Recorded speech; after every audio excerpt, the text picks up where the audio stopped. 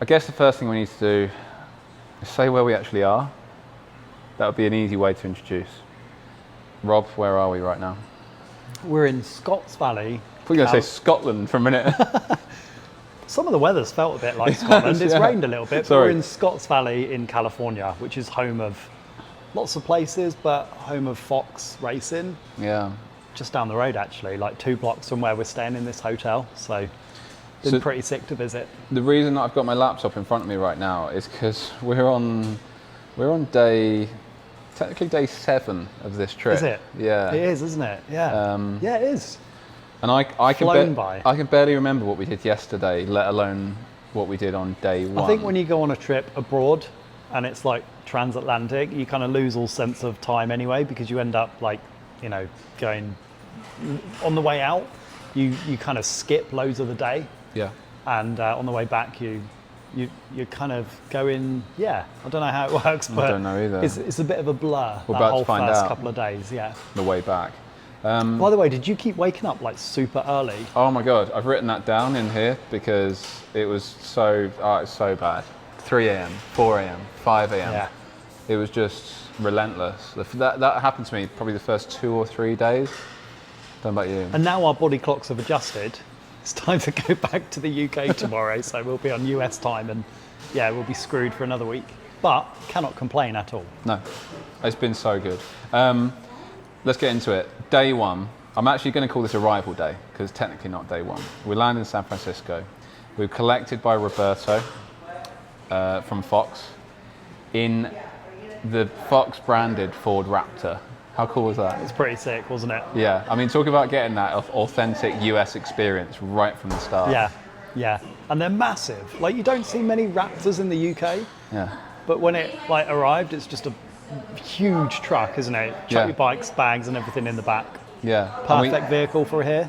We shared the journey with Jeff Kendall Weed, and we had to wait to pick him up with his cameraman, and Roberto was like, sorry, there's going to be 5 of us in here. It's a amount of space. It's like a bus. It's ridiculous. So we go straight to Fox. Fox gave us full access to their workshop straight out, and it kind of almost felt like having our own pit crew in a way. Did you feel that? Yeah, I think they welcomed everybody in and showed us around the facility there. They do testing and set up, and they got the race department there, and Geordie and the crew are there from the race department. All the test teams are there, and all the design engineers, and it was really cool because it was like super like open house as well, wasn't it? Just felt like, because Fox is a brand to me that you don't see behind the scenes that often, so it's really cool to see like that behind the scenes access that hopefully you'll be able to share in some videos and stuff. But it was super cool to be able to like be given access to all of that and talk to all the people behind the brand. Yeah, it was far better than I expected in terms of getting that real in-depth access. And so then that was arrival day. We then ended up back at the hotel and we had dinner here with everybody from the press camp. And we were really surprised, weren't we? There was over 50 people that were invited to this event. That's a massive press camp. I've been on quite a few press camps, and having 50 like, I don't know, like journalists, I guess you call it. From influencers. Yeah, just people that make videos on e-bikes and have websites on bikes, not just e-bikes. But it was cool to see like loads of familiar faces, people that I've seen online on YouTube and seen them in real life. It's really cool. But 50 that's a really big one. It was incredible. I mean, I actually wrote down, because I couldn't remember everybody, like just off the top of my head: Anna from GmbN, Danny Milner from MBR, the Germans from the MTB magazine, Peter and Nathan. They turned out to be really cool as well. The guys from Lone Wolf, Vital MTB, Aussies from Flow MTB. Just like the list goes on. G Milner was here as well, building a bike here. Yeah, doing a dream build video right here. Yeah. We were trying to distract him, weren't we? I mean, the amount of planning that must have gone into this event, it's mind-boggling, isn't it? I mean, more than 15 pickup trucks to shuttle everybody around. I think there was like like 20 pickups. Yeah, I mean, I only said more than 15 because there was 15 on that sheet that had everybody sectioned up. It was so cool just to have my name on a board that also had Greg Minner on the board. He had his truck number 3, and I think we were truck number 13. And then, of course, that Sprinter, the tricked out Fox suspension. Because at this office here, it's not just Fox bike, it's Fox Power Sports, right? Sure. So they did all of they had a Barger truck out the back, didn't they? Like super Did you see pimped it? out. Yeah. When I went and washed the bike one evening, I just peeped in and I saw their Barger truck. So yeah, it's Fox Power Sports. So if you notice, there's loads of trucks here with like fully pimped out, like big, like wide stance kits on and Fox suspension. Like just loads of the trucks around this area seem to have been like hopped up with loads of Fox stuff. So I mean, we'll get onto the truck thing because I mean that was one thing that just we kept coming back to over and over again. Just trucks. The size of them, the size of the cars here, everywhere, and Teslas. Actually, Teslas and trucks. We will get onto that because that was quite a moment. So proper day one, pretty jet lagged. I mean, really jet lagged. I felt pretty fragile. Do you remember what we had for breakfast? No, man, don't be silly. No. You don't have to think that hard. Hold on. Oh no, we had the same breakfast like every day, didn't we? No. We had the breakfast burrito. Oh yeah. Do you remember what we had for dinner that day? Probably a burrito. A burrito. Yeah. It's bloody good. Yeah. We then go back to Fox HQ, greeted by the most epic line of pickup trucks. There they were, all waiting for us with their pads on the back, ready to sling the bikes over. You brought your Crestline with you, didn't you? Yeah, I did. I've been to many press camps, and bike setup is something I'm finding I'm quite fussy about. Things like bar height, grips, and just a familiar feel, I think can really, I don't know, it's like wearing a pair of trousers or a pair of shoes that you're really comfortable in. Yeah. And there was an opportunity to bring your own bike, and because we're testing suspension on this press camp, I thought if I bring my own bike, I'm really familiar with how the bike rides, so I don't need to worry about setting it up. Yeah. I've run a Fox Grip 2 fork in 38 on it for ages. I've run the DH fork on it, the Fox 40.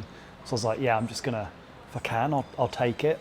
And I've taken my e-bike twice now on a flight, and I've learned it's actually really easy if you can get a battery at the location you're going to. So a massive shout out for Half Decent Cycling Repairs. Hopefully you can put a link in the description to them, who sorted out a battery via Troyden at Crestline, and yeah, just if you've got your own bike, pop the test forks in and a battery, yeah, absolutely banging, and I was like comfortable straight away. So yeah.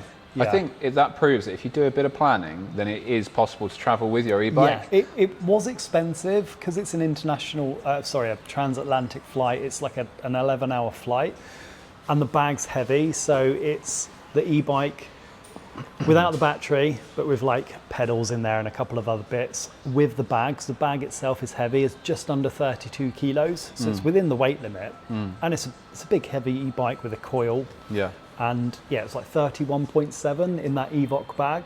Yeah. But I now know that you can travel basically anywhere in the world with an e-bike, and the Bosch battery is a real common battery that loads of places have. So yeah, it was winner in my book. That goes back to the whole conversation of standardizing just things on e-bikes. Like it would make traveling so much easier. Totally. It would open up the options. I mean, it's not easy to get batteries on location because it's not really a service that people do just yet, but I think if you kind of phone a bike shop ahead and pre-book it and sort them out some beers or something, then yeah. So in my case, Specialized were very good to have arranged a Levo Pro Carbon for me. I'd never seen the bike, I didn't even know what spec was coming, and so to get like the EXO equipped Pro Carbon, and then to see it on that first day with it kitted out with all the race face kit. They put the turbine MTB specific wheel set on, the new Era carbon bars, and then of course the main reason we're all here really, which was for the two of us, the Fox 38s. Yeah. With the new Grip X2 damper. On the first day, so we went into we went upstairs, and I thought, oh no, it's going to be a PowerPoint presentation. I just want to get this out of the way, 2 hours. But it's incredible, like what they put into that. Like it was so well presented. They did it all in-house, and they just clearly explained exactly what they'd done with this new damper. Yeah, I'm not an expert on exactly what they've done with the damper, but I do know it's completely new. They've gone from like 7 valves or shims in there to 26 or something. Something like that, yeah. So the design when you see it cut away is completely different. Yeah, the cutaways made a big difference for me to understand it. So the CSU and the lower legs, like the chassis, are the same, but the damper is completely new. Yeah. And we'll talk about the performance of it in a bit, I guess. But yes. Yeah, it's I can tell quite a big difference on my bike between different forks now. So it is nuanced, like you say, but I can tell a difference between, I've tried Zeb, Boxer, Fox, 40, 38, Grip 2, and now Grip X2 on the same bike. So yeah, it's definitely differences between all of them. We'll come back to that. Yeah. Oh, by the way, I just want to say a massive shout out to Georgia from Specialized UK for sorting out your bike and getting that all sorted, because it's e-bikes from one country to another. Absolutely. Fair play. And like I'm so grateful of what they've done there, because it's basically made this trip possible for me. So yeah, thank you, Georgia. So in the afternoon we then loaded up the trucks, off we went. Just this armada of vehicles with gold forks hanging off the back of every single one, all under embargo. Looked crazy, didn't it? Driving through Santa Cruz. Like the forks are Kashima top and bottom. I mean, it's not subtle, is it? No, not at all. You just need a massive gold chain and stuff when you're riding it, don't you? And then we go and ride at this spot, which was like on the coast. It was like, I don't know, because obviously there's 50 of us, plus our guides, plus people from Fox. There must have been 70 or 80 riders on the trails. So it was a bit of chaos on that first afternoon. It was a bit full on. And we first discovered as well just what it's like riding in the US, because many of the trails, the majority, you can ride in both directions. Yeah. What is that? I don't understand that. It's a multi-direction trail, and some of these trails are pretty techie, like enduro style fast trails, but you're allowed to ride both directions. I mean, we went tanking into a section, and it went from bright sunlight into shade, and Jeff Kendall Weed was like just doing some trials up that section, and so you were just like hammering on the brakes, and I came straight up behind. And it's just I guess it's trail etiquette, isn't it? You need to. It's something that we're not used to. No, which is cool. New to us. We also learned like riding in the rain is a thing, but riding in the rain over here is not a thing. Oh wow, we'll get back to that one. So, we made that mistake today. So then, bit of riding. Then we went down the road. Basically, we ended up chilling in a field, burrito van on the coast, and we all just sat there, ate burritos, drunk beer, watched the sun go down. We just sat there and drunk beer in front of the van with Greg Minnar. I mean, I just thought that was a really nice, quite surreal experience. In Santa Cruz. In Santa Cruz. What a way to end the first day. Pretty cool. Day 2. So our bikes were cleaned for us overnight. Actually, yours wasn't, was it? Mine wasn't, no. Mine was the e-bike. Actually, I think it was because I left the battery compartment open, and someone respectfully didn't want to like pick it up and get it wet inside. That's fair enough. Mine was nice and clean. And on that morning, Fox then presented us with their new Race Face and Marzocchi products. So it was interesting to see what came from there, and they gave us a nice little treat, which was one of these new Race Face chain rings, which I'll hold up to that one there. I need to put that behind it. And that is an absolute work of art. It's molded carbon with a steel chain ring, and it weighs next to nothing. Quite a bit of kit, isn't it? It's very nice. Thank you, Lisa. Take care. Thanks, bye. Lisa's looked after us all week. I know, yeah. It's been Lisa's amazing. a legend. So we got through that second morning, and then we went on to content capture at the HQ. I did a podcast, you got a bunch of shots. I didn't do a podcast with Greg Minnar. I'm so annoyed about that. I basically lined it all up, it was all planned. He was in demand though, wasn't he? He was in high demand, but there will be another opportunity, I'm sure. And then Dennis, who was our guide for the week basically, he had some pretty special riding for us and Danny from MBR. Are we allowed to say where we rode? Probably not, because you're not. I don't know. I don't think you're allowed to ride e-bikes there, but everyone does. Yeah. I wonder if it's a little bit like the Surrey Hills or places back in the UK that officially you're not like allowed to ride a lot of it, but people do respectfully, and I think that's the case here. Because when we were riding on the trails around the Santa Cruz area, loads of the locals are riding e-bikes, right? Yeah. So I think it might be an access thing that's changing or getting more people are doing it, and there's less kind of animosity. Yeah, I think that's probably the right word. And I think as time goes on, access will be worked out and respected between like hikers and mountain bikers, and everyone can enjoy it. Yeah. So it seems like a really cool setup, but I still think that not everywhere's like legit access, especially for e-bikes. Sure. And the trails are sick though. Oh my God. We need to talk about the trails. So, I mean, we hear about what the trails are like on the West Coast, and I wasn't quite prepared for just how good they were. And particularly in this area, which is where we were riding, which we can't say, was quite a renowned, good place to ride a bike. And I was actually quite nervous. I must admit, I was quite nervous going into it. So riding a bike that I'd never ridden before, with suspension that was brand new, and riding with you guys, riding with Danny, like I didn't really know riding with Greg Minnar. Riding with Greg Minnar, I did not know what to expect, and the amount of grip was instantly recognisable, and it's just so good to ride when it's dry. I mean, it has been raining a lot lately, but over the last week or so, I think it was fairly dry. Yeah. And the trails were just so much grip. It just felt incredible, didn't it? Yeah, it was like kind of hero dirt style, so it had a bit of moisture from the rain for the past couple of weeks, but the trails are really well designed, loads of flow, some techie features, really kind of nice dirt because you've got the redwood trees, and then you've got all the kind of stuff, the leaves and stuff that fall off the redwood and kind of gets baked into the surface, so you just get this like this layer of grip on top of the dirt, and it gets compacted in. So talking of the redwoods, firstly they look incredible, but they basically, a lot of the redwoods, they grow up, they grow in a like a circle. Like all trees? I'm saying like there might be 4 trees in a circle I see what you mean. that are growing up. And in the middle at the base, there's often this great big, ginormous log.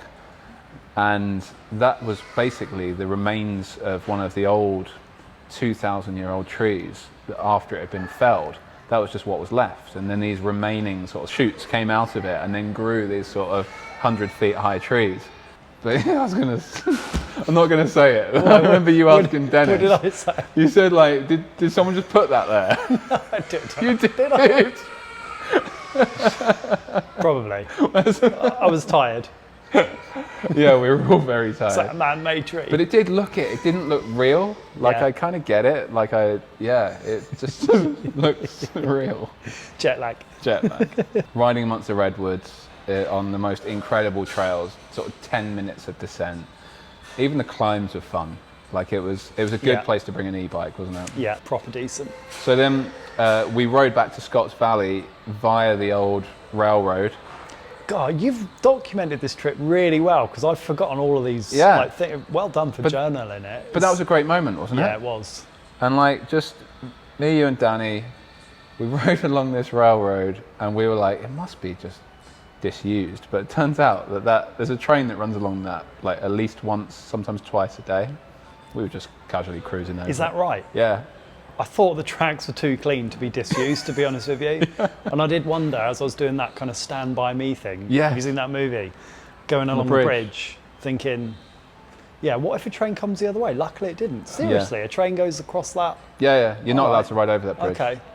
I should probably have deleted that from my Instagram. Yeah, and all the all the stories you put on with the gold forks in it. Sorry. The embargoed gold forks. Delete quick. Keep forgetting.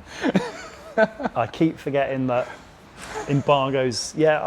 you think, oh, it's a sick picture, I'm going to post that. Yeah. And then it's got things that have not been released. But I don't think many people noticed. It's honestly, I've so nearly posted a few shots that have got the forks in them. I actually have posted 3 or 4 that have got them in. No one's noticed yet. I think Fox kind of like it. I think there's, some little... They definitely said don't post pictures before whatever the date is, the 9th of April. Okay. Yeah, that's when this video is coming out. Yeah, so if we never get invited back... That's why. We found out why. No one wants to be that guy that breaks the embargo, but it was only like in the distance. So yes. I don't think it was too bad. So, got back to Scotts Valley. We had a coffee and a brownie. Where did we have that? Dude, No, where did we have it? Where did we have a coffee and a brownie? You remember, we rode back. Honestly, I cannot remember what I did this morning. That was at Nob Hill. Oh, right, yeah. Anyway, moving on from that. You'll learn that my memory does not span back 6 days ago to lunchtime. And I've learned a lot about what we you. had and where we had it. I've learned a lot about you on this trip.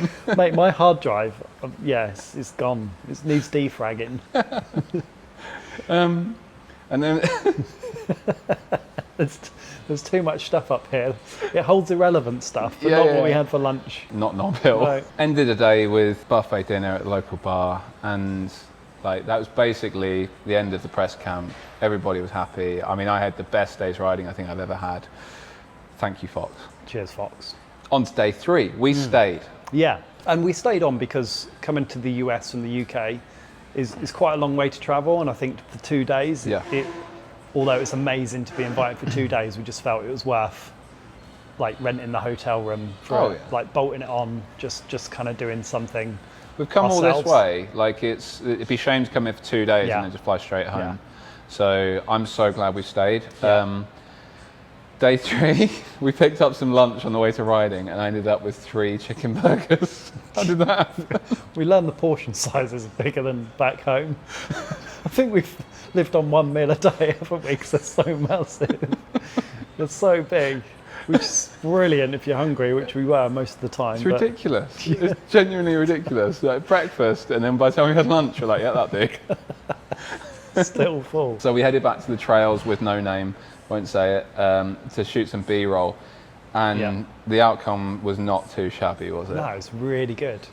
Superb light, great trails, good product. I think the product lends itself to videos. Like, it's no wonder it was gold fork. It actually pops, absolutely pops. So the Grip 2 has been one of my favourite forks in the past for performance. Like, nice and sensitive, off the top, a classic. Like, great performance, nice and supple, but loads of mid-stroke and bottom-out resistance, and just feeling great throughout the entire stroke.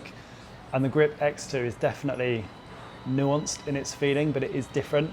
I think it rides slightly higher in its travel, but it still gives that sensitivity. And I found myself not running it completely open on the high speed, which I normally do on the Grip 2. I was actually 2 clicks from fully closed at similar pressure to what I normally run. And it ended up running higher in its travel and feeling like it had more mid-stroke support, but still having that like really nice plush sensitivity off the top. Loads of bottom out. Like, did use all of the travel on a few occasions, never had a harsh metal on metal bottom out at all. There's definitely a difference between the X2 and the older Grip 2. Like 100% you can feel it, but it's not massive, but it is totally there. Yeah. And the more I pushed the fork and the more I used it over the week, I think I kept saying to you, this fork is really good, like really, really good. You can hit stuff blind, smash through root sections. Watching the slow-mo footage that we got, my hands are just still, and the fork is like working and rebounding perfectly, and it's making contact with the ground on the rebound like super quick. So it seems to go from compression to rebound like really quick, really seamlessly, and ultimately that contact patch is staying like glued to the ground. Yeah. And it's fascinating watching it in slow-mo.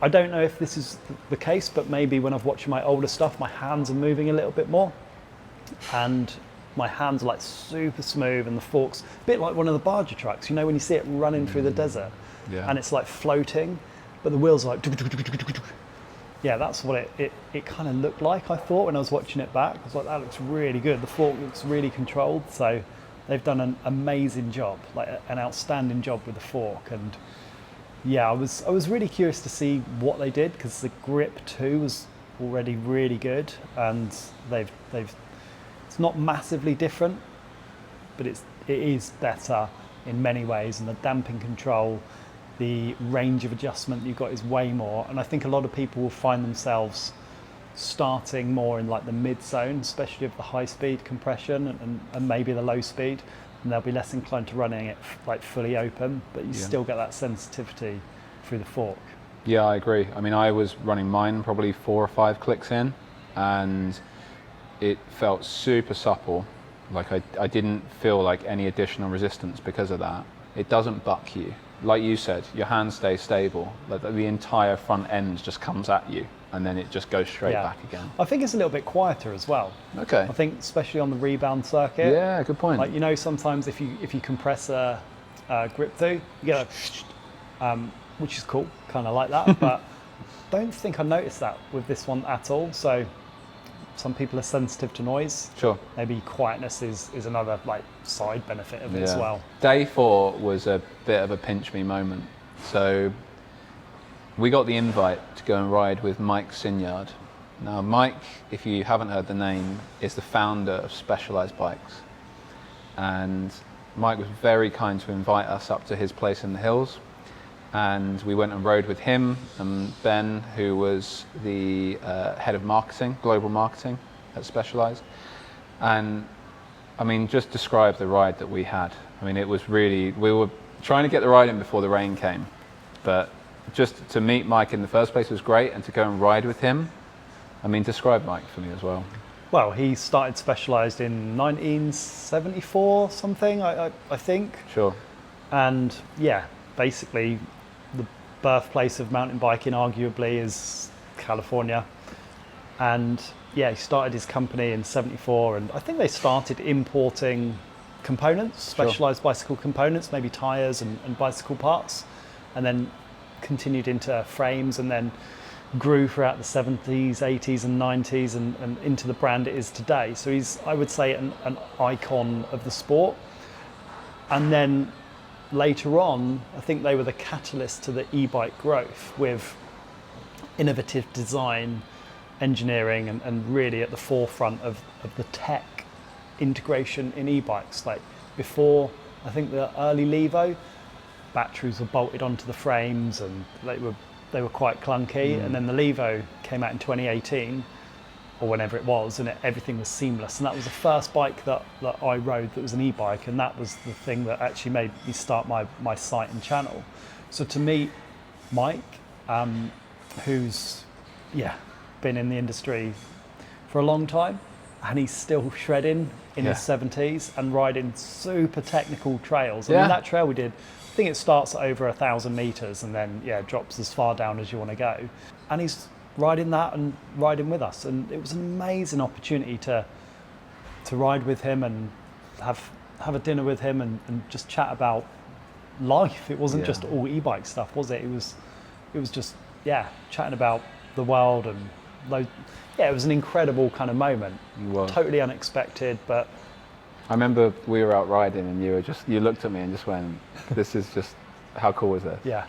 And I was like, and at the time I was like, I'm sorry, I'm just having a moment. It just really was like, I didn't expect it, and I think that's why it was like, it properly, almost felt emotional to go out and ride with the crew in that environment and be, I mean, it was like the most magical place I've ridden, surrounded by redwoods. Like, the trail was incredible. We were riding in a train, we were with the Germans, and they were just such good fun. And there's like kickers built out of felled redwoods. Yeah. And there's just the trail. That was such a fun trail. Oh my God. One of the best trails I've ever ridden, I think. Yeah. Just endless flow, tech. So natural. Little jumps, yeah. My hands were like just struggling like hell. that was really good. And actually we caught up with the Specialized, I think it's the Outreach, which I think is like a bit of a subsidiary of Specialized, which is for like good cause. Good causes, and they were out having their like lunch ride, which was really cool. Their Friday afternoon ride. There was a moment where we bumped into just about maybe 20 people. All of Morgan Hill. and all on Specialized bikes. We Apart were all, from me. You were all on Specialized bikes, and Rob was on his Crestline. Someone didn't get the memo. I didn't get the memo, so that was really funny. That was like the only non-Specialized bike in that photo, wasn't it? So to finish off that day, we thought the day had come to an end and that was it, and Mike said, stay at my place. And so we stayed at his, the view over the bay, looking west across the Pacific. You got to stay in one of the small outbuildings. I got the master suite. It was just with the view, I can't describe it. I'll put a picture in, there you go, there's a photo there. It was pretty epic. Pretty special. Yeah. And yeah, what an honor. So thank you to Mike, thank you to Specialized for Cheers, that Mike. moment. Yeah, that was cool. Day 5. So proper relaxing wake Sounds up. like a pretty cool trip so far, doesn't it? We're doing well. I've forgotten about We're most doing of well. this stuff. I'm glad I wrote it down. So we woke up at Mike's. The Germans made bread. Thank you, Peter and Nathan. Thank you, Peter and Nathan. We woke up to the smell of fresh bread. I had it with honey, which was from Mike's. I forgot the fucking word. Fridge. No. Cupboard. Beehives. Beehives. From Mike's beehives. Has he got beehives? Yeah. Has he? Did you not have some of that honey? No. So good. Unpasteurized. Good stuff. Nice. Good fruit. It was a good start to the day. And I didn't really expect the day that we would have, because you were like, let's go to the coast. We'll go down to Santa Cruz. It was kind of drizzly. Yeah, we hired a truck, didn't we? Oh, I forgot to say, we hired a truck. Yeah. We arranged a rental and it was going to end up being like a Kia Sorento. And so when we were there, we just said, is there a truck available? And he said, yeah, here's the keys, take it. It was just the perfect, like, oh yeah, this is going to improve the trip 100%. Yeah, well, when you can just sling the bikes in the bed at the back, like with a tailgate pad, it just makes everything infinitely easier for traveling. I didn't really want to get a front wheel off every journey we did. And, I mean, it would have fit in a Sorento, 2 bikes, but yeah, there's nothing like just being able to chuck it into the bed of a truck. So you were like, let's drive down to the coast, we'll get out of the rain, we'll go to Santa Cruz coast with another burrito. Weather was still a bit crap, so you were like, let's just keep driving. So we drove down Highway 1, and we kept driving, And you just like, well, should we just go all the way to San Francisco? So we did, and we went to, where did we go? Golden Gate Bridge. Golden Gate Bridge. Yeah.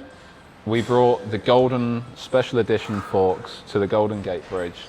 And I mean, you were like, I bet it's just a crappy bridge. I bet there's nothing special about it. And I mean, it is a bridge, isn't it? It's Red just a bridge. It's pretty iconic, but it is a bridge. But we got loads of bangers, didn't we? We found a little cove at the bottom. No, we went all the way to the top, didn't we? Yeah. Pedalled on the e-bikes right to the top. Got some amazing shots. Rainbow. Yeah, so the rain was coming in, and you had all of San Francisco as the backdrop, Golden Gate Bridge in the foreground, and these big storm clouds were coming in, and they passed over, they didn't hit us, and then they revealed these incredible rainbows over the bridge. It was just the perfect location to shoot product shots for the bike. And then we rolled down the hill, we went into this bay, got some shots on the beach. What happened to the bikes? Fell in the sea. They fell in the sea. Both of them, multiple times. So And it got grit in like the motor and like the brake calipers. brakes. Sorry, SRAM Maven, full of salty grit. I did wash it out afterwards, but what yeah, was the rain? bikes fell in the sea twice in the Pacific. In the Pacific, to be specific. It was worth it though. We got some absolute banger shots, didn't we? It was worth it, and it was so And the good. bikes worked afterwards. Yeah. Oh, forgot to say. So we're driving down Highway 1. We're about halfway there. And what do I see on the side of the road? Cybertruck. Yes. So Rob has been desperate to see a Cybertruck. We actually saw one. That's the second one we saw. It was the second one we saw, but I saw it and I slammed the brakes, pulled over, out we got, have a look at it. And I mean, it's very polarizing. It's a proper Marmite vehicle. Did you love it when you saw it though? I'm a lover of the Cybertruck. Yeah, do you? Yeah, because it's so brutal in its design, Yeah. but I think it's beautiful. I think it's one of those things that, a bit like the Pole Voima, right? Yeah. Like it's so, when you see it in real life, it's got this kind of allure to it. And I think the Cybertruck has that as well. It's so chiseled and angular and different. Yeah. And actually out here, it doesn't look massive No. compared to most of the other vehicles that we're driving out here. And we were lucky enough that the owner of the vehicle that had just picked it up the day before, he'd had it on order, pre-order for a year and a half. Yeah, it was a founder's edition, wasn't it? Yeah. Foundation. And he showed us inside the vehicle, and it's like pure luxury inside, typical Tesla. And in the back, you've got this giant load bay, perfect place to sling your bikes. It's like the dream car, in my opinion. Yeah, I've got one on order. I had one on order since day one. I'm glad you said that. I mean, that was a pretty special day. That's one that will stay in the memory bank. Day 6, we had a burger. It's today, you know. Oh, right. Okay. Today is technically, well, it's not, it's actually day 7, but day 6. We had a burger. Great burger in the Fox Bar down the road. What was it called? JT 2 doors or something? Yeah. JT next door. Cool place. Really cool place. Excellent burgers. Root beer, which I haven't had for like 20 years. Was it good? Yeah. Nice. Yeah. It smells a bit like, reminds me of like TCP. Like, that good? It's got like this weird, it's got this distinctive smell that I remember as a kid. You used to be able to get it at McDonald's, like, I'm sure, back in the UK, and they stopped it. Showing your age now. Yeah. But I was like, unlimited root beer. We kind of need to get a few more shots. Like, you wanted a couple of shots of the fork working with the 360 cam. I wanted a couple of follow shots, but it had been raining a lot over the last 2 days. The one thing that people do not do, particularly in this part of the world, is ride in the rain, especially riding on trails which are wet. I mean, I understand it does damage the trails, and the one thing we found out was it's bloody slippery around here. Yeah, it's well slippery. Well, we went on some of the steepest tracks we could find as well, didn't we? That are just pure chutes, and the trails seem to be like super hard, like really hard, compact mud. Like if someone's got a load of mud and like patted it down. So when all of that kind of redwood stuff was like washed away, it's almost like hard. So I wouldn't say it's clay, but it's like that texture, isn't it? Super slick. Imagine a tarmac road at that sort of gradient with sand on top of it.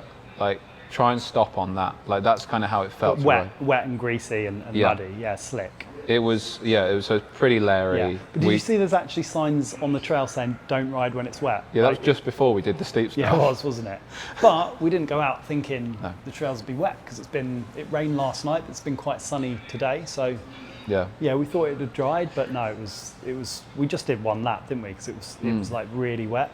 I went and saw that. I left you in the hotel, but I went and saw the oldest tree around here as well. That's nearly I think it's about 1,500 years. Someone put it there. It was placed there strategically by who planted it? Some rednecks. But I saw the big tree, which was cool. And yeah, I mean, we got a ride in. I think it was nice to get that last ride in here, get that out of our system. It's been one of those pinch me trips. I've said it already, but it's super cool. Yeah, it's been so cool. I think they're the best ones, aren't they, when things unplanned happen? Because you know kind of when you go somewhere totally different and you've not planned much, like it's nice to have a bit of an open agenda like we had, like just driving on a road trip and going out and discovering local trails. I kind of like that. Yeah. Doing some things that are a bit spontaneous is super cool. So we've also discovered both our tastes in music, haven't we? Yeah, you like cheesy pop, anything with Kelly Clarkson, anything. And Rob likes from stuff Gerald Skinner. Gerald Skinner.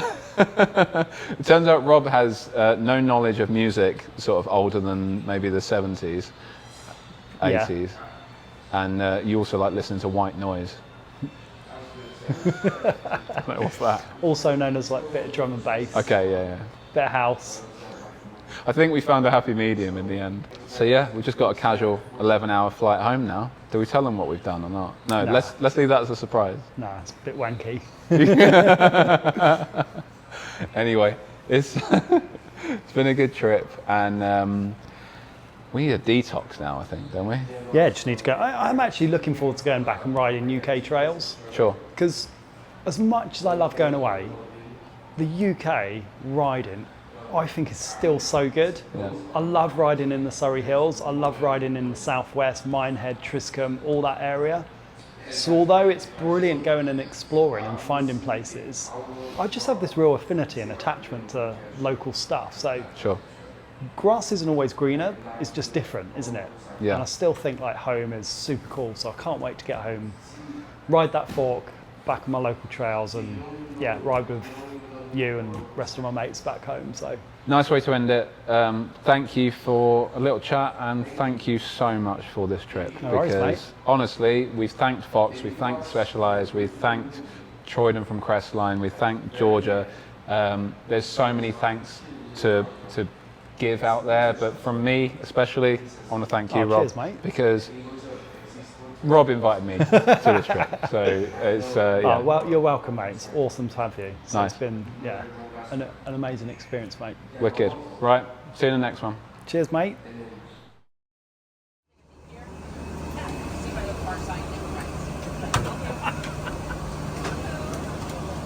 Got too much to drink. Oh no. It's in the head. The whole plane hurt now. Needs a repair now. Bye. See you.